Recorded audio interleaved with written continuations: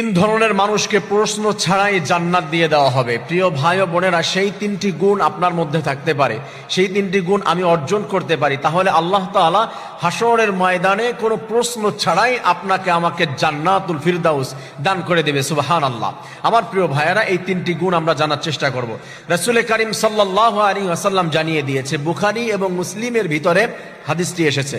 রাসূলুল্লাহ সাল্লাল্লাহু আলাইহি ওয়াসাল্লাম জানিয়ে দিয়েছেন, ৭০,০০০ মানুষকে আল্লাহ রাব্বুল আলামিন কোন প্রশ্ন ছাড়াই জান্নাত দান করে দিবেন।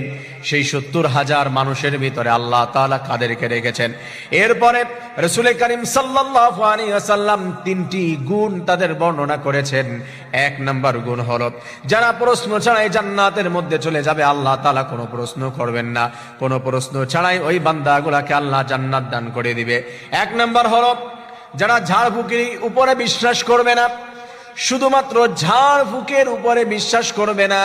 কোন একজন কবিরাজ কিছু একটা পড়ে দিল, ফু দিয়ে দিল, এটার উপরে বিশ্বাস রাখবে এমনটি নয়। তারা বিশ্বাস রাখবে কেবলমাত্র শুধুমাত্র আমার সৃষ্টিকর্তা আল্লাহ রাব্বুল আলামিনের উপরে। যেই ঝাড়ফুঁক, এই কবিরাজ, এইগুলো আমাদের কোনো ক্ষতি করতে পারে না, কোনো উপকার করতে পারে না। এই বিশ্বাস রেখে আল্লাহ তাআলার উপরে বিশ্বাস রেখে আগাবে।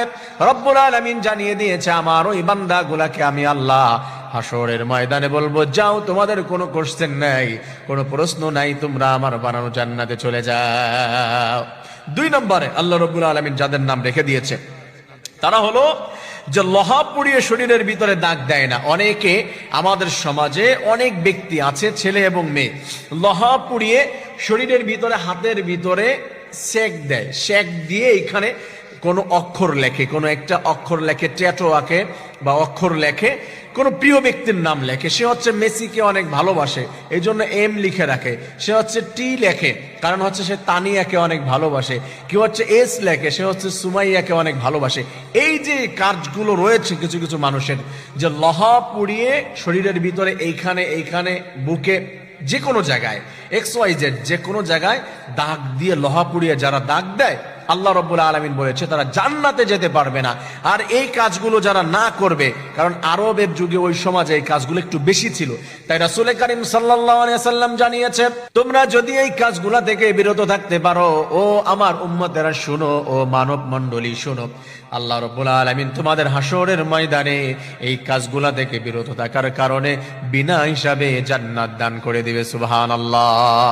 কারণ আল্লাহ রাব্বুল আলামিন যাকে ইচ্ছা তাকে ক্ষমা করে দেয়, যাকে ইচ্ছা তাকে হিদায়াত দান করে, যাকে ইচ্ছা তাকে জান্নাত দান করে দিবে।